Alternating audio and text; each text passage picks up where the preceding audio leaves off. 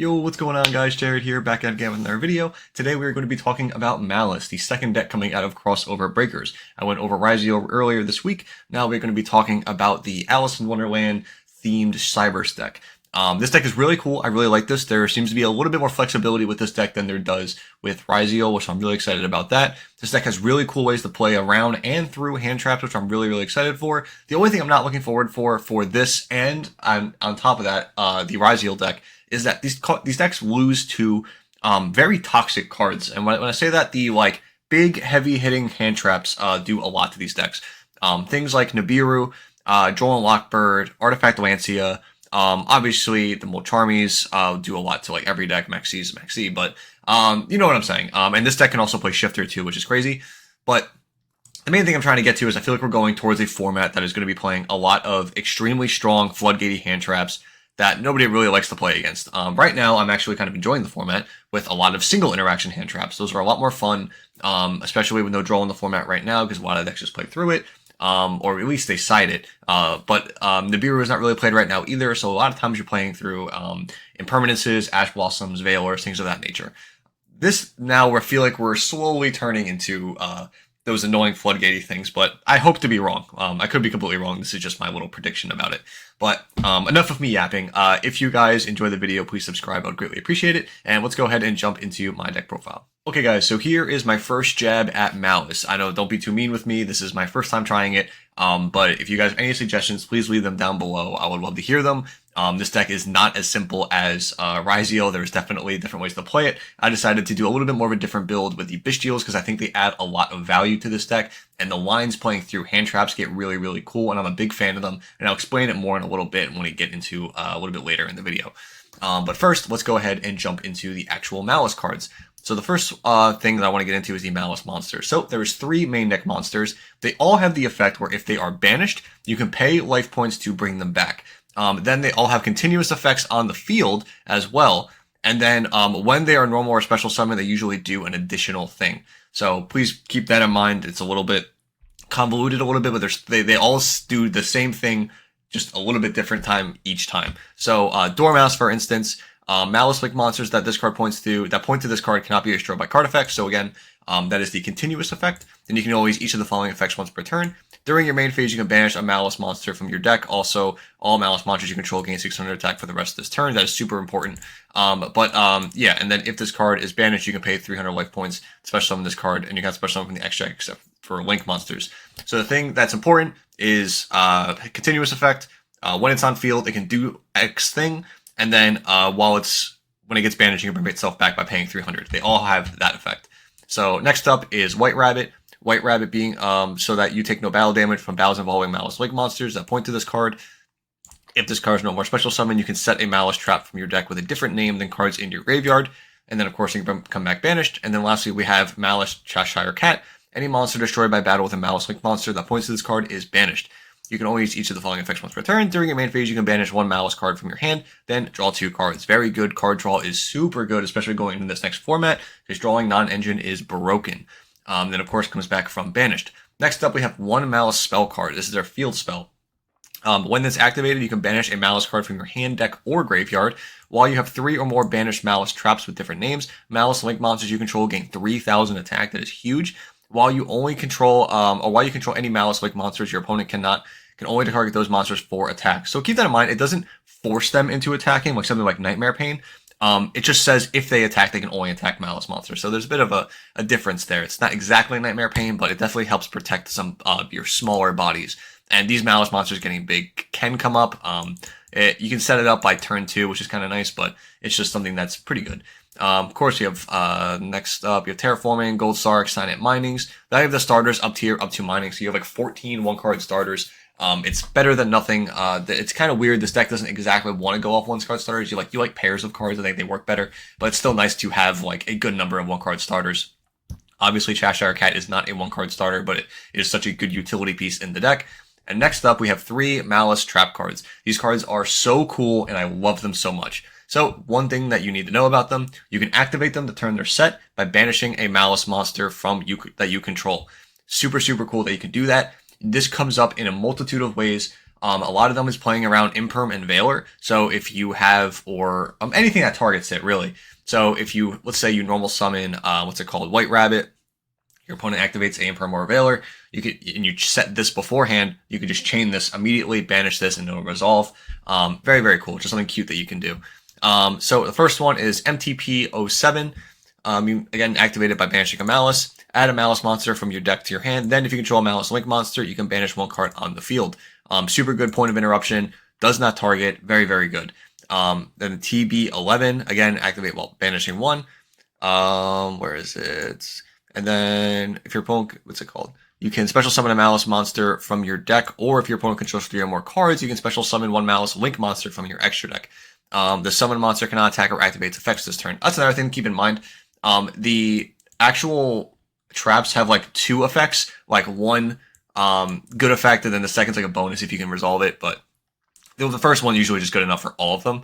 And then this one is special summon a Maliss monster from your graveyard or banishment. Then you can, if you control a Maliss Link monster, you can gain life points equal to the summon monster's original attack. That's super important because you end up paying a lot of life points in this deck, and you need to be able to keep your life points high. And this is one of the only cards that actually gains life in this deck. So you want to take advantage of this when you can.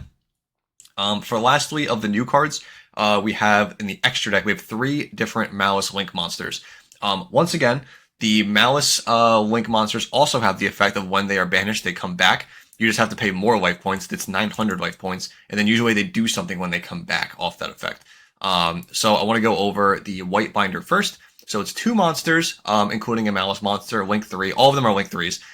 If this card is special summon, you can target up to 3 cards in any graveyard, banish them. Special summon, by the way, not Link summon.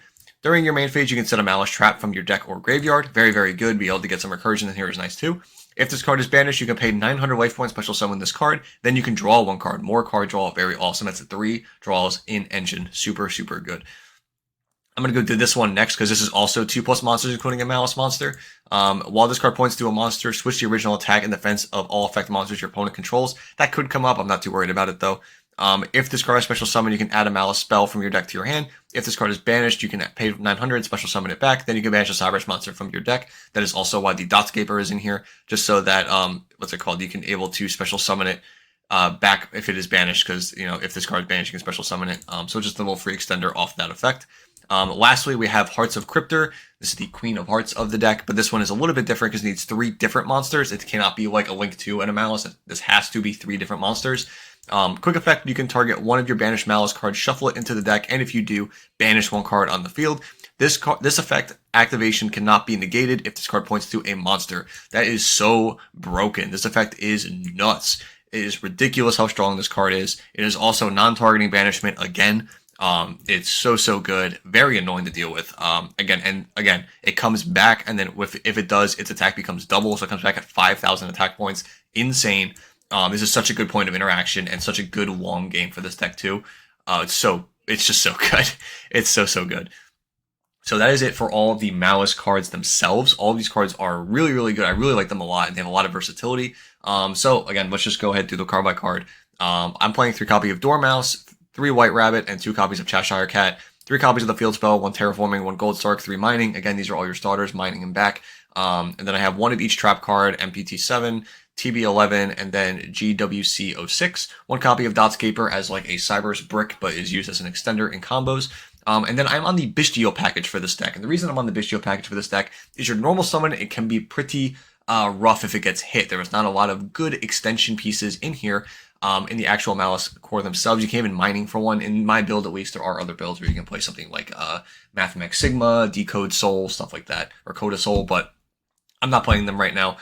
Maybe I should. I don't know yet. Let me know down below if you guys like them. But I am playing the Bystial package because you are able to, if one of these gets stopped by an Imperm or a Veiler, you are able to link it off to then go into the link decoder, use a Bystial to then banish that monster or the Maliss monster to summon it out. And then you're able to use the Maliss monster's banish effect to bring itself back. Then you have 3 monsters, and you can turn those into something like the Maliss Ransom, and then that gets you continuing into full combo. It's also more beneficial if you have Wubellion instead of just any Bystial. So then you can go Wubellion, Magnemite, get the Magnemite end phase effect search, and then you also get the regain draw later in the turn because you are able to use the white binder. So that's pretty cool. A lot of extra value. I really like the Bystials in this deck. Also, being able to reuse Magnemite over and over again is really, really strong because even later in the game, I'm going to show you just like as an example later, but just how strong the Bystials are as the grind game continues. So strong. So again, these three are considered non-engine as well because they're technically hand traps and they can come up. But I have 1/1/1 of Baldrake, Druisworm, and Magnemite, 3 copies of Ash, 3 Nib, 3 Valor, 3 Imperm, 3 Mourner.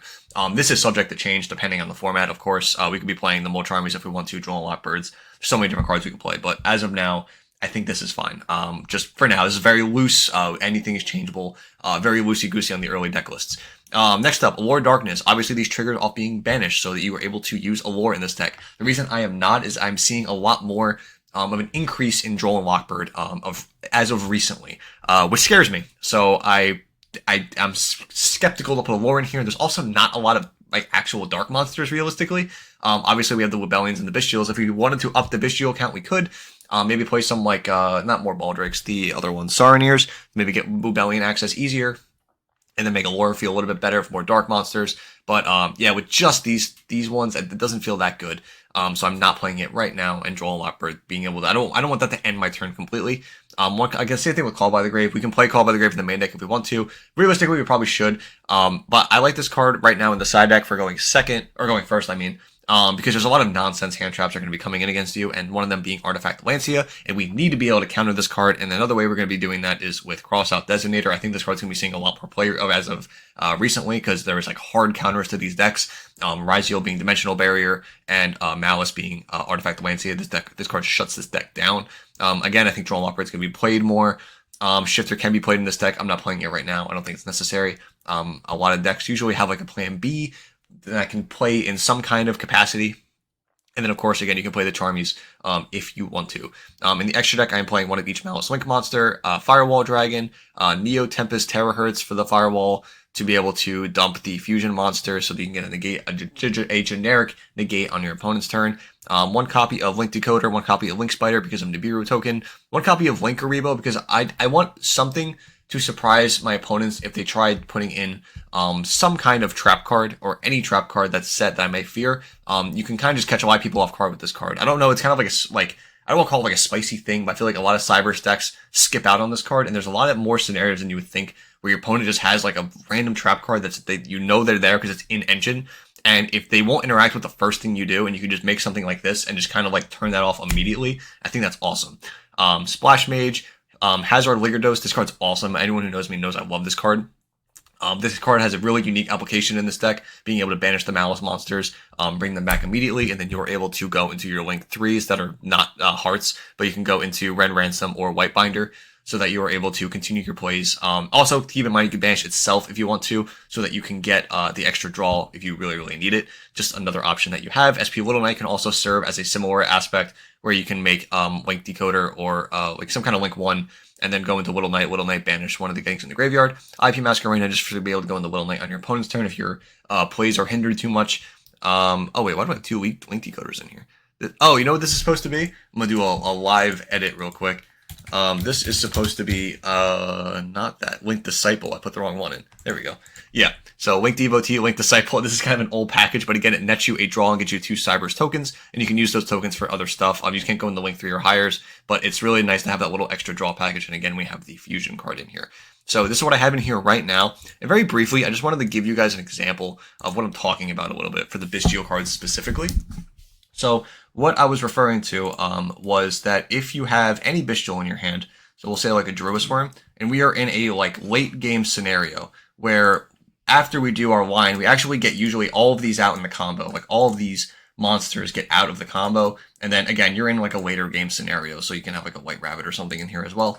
There's just stuff floating around.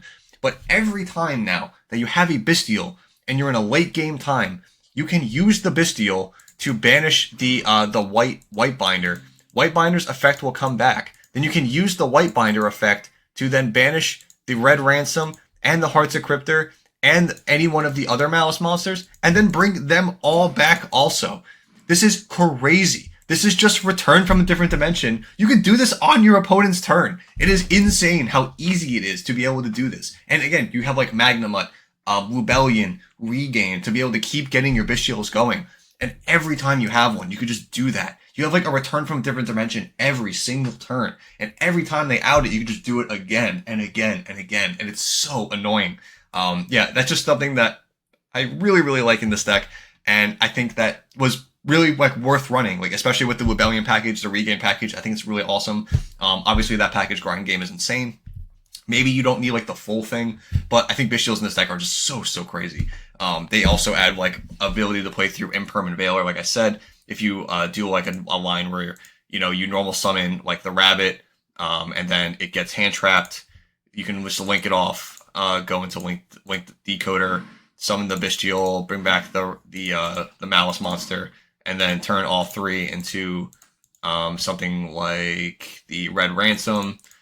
You can chain block the Red Ransom with Link Decoder. That gets you to spell, and then the spell can get you to the other one, and then you're able to go. You can combo freely after that. So like a Bystial can help you play through a hand trap as well. So that's why I'm on them. That's why I like it. That's why I'm on this build currently. But again, let me know what you guys think down below. I'm really curious. I'm really accepting any type of criticism on this deck. I think there's a lot of cool things you can do with it. So again, thank you for watching. I greatly appreciate it. I hope you guys enjoyed. Let me know what you think of Maliss down below, and I will see you in the next video. Bye, guys.